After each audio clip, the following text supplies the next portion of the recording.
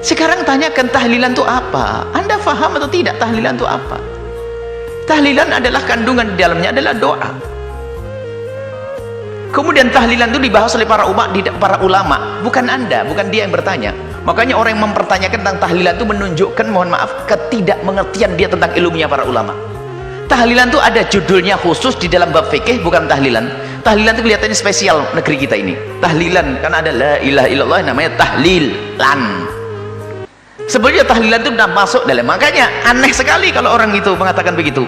Ulama dari masa ke masa membahas masalah ihda'ut thawabi, menghadiahkan pahala kepada orang yang meninggal itu. Kadang disebut tahlilan, kadang ihda'ut thawab. Berarti dia tidak ngerti masalah ihda'ut thawab. Suruh bahas, cari judul ihda'ut thawab, menghadiahkan pahala. Bahkan orang yang sangat diagungkan oleh orang yang anti tahlil, imam mereka memperkenankan dengan terang-terangan, memperkenankan. Berarti dia seolah-olah lebih hebat dari gurunya itu. Dia orang, mohon maaf, dia perlu diobati, dia sakit. Jadi pembahasannya tahlilan bukan begitu, menghadiahkan pahala. Lah ini ada ndak? Bagaimana pendidikan yang diambil dari Nabi? Orang satu amalan tapi pahalanya untuk orang lain, ada ndak contoh dari Nabi? Apakah Nabi mengizinkannya? Kalau sudah ulama jumhur sudah mengatakan boleh, pasti ada riwayat yang didukil dari Nabi. Ternyata mereka mendatangkan riwayat, termasuk seorang perempuan mengatakan, bapakku pernah bernadar mau haji, bagaimana, apakah boleh aku hajikan? Yang haji dia, tapi pahalanya untuk bapaknya. Sehingga yang lainnya disamakan, banyak kisah panjang. Jadi permasalahannya adalah dengan pertanyaan itu seolah-olah dia lebih tahu tentang Nabi SAW. Tahu Nabi, jadi seolah-olah hukum itu hanya diambil daripada pekerjaan Nabi, omongan Nabi saja. Jadi pemahaman ulama sudah tidak berguna lagi. Pemahaman ulama itu luas. Bagaimana ulama memahami teks satu hadis.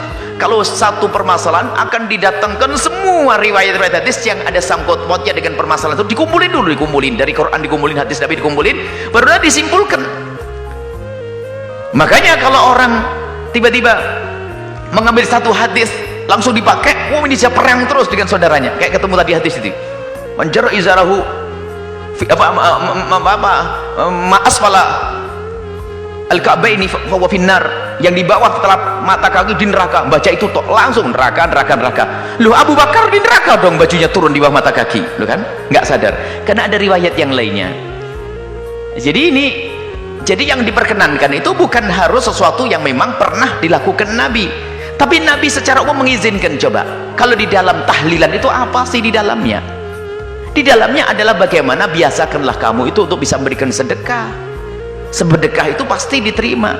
Kemudian berdoa, kemudian kamu pertemukan saudara agar tidak terjadi berantem, berkumpul silaturahim di situ.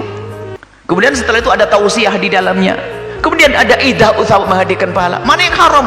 Oh, ini adalah namanya bid'ahnya bukan bid'ah yang ini, tapi ada idhofiyah. Ini mulai mengarang lagi. Jadi kayak mencari-cari. Pokoknya kalau tidak masuk neraka nggak boleh. Kalau tidak masuk di sini, jarum di sini. Ini adalah orang sakit yang dia tuh sebetulnya, naudzubillah ya, yang mengatakan anti tahlil dan semuanya, ternyata dia telah berantem dengan gurunya sendiri. Uniknya, sudah begitu seolah menjelekkan itu bid'ah.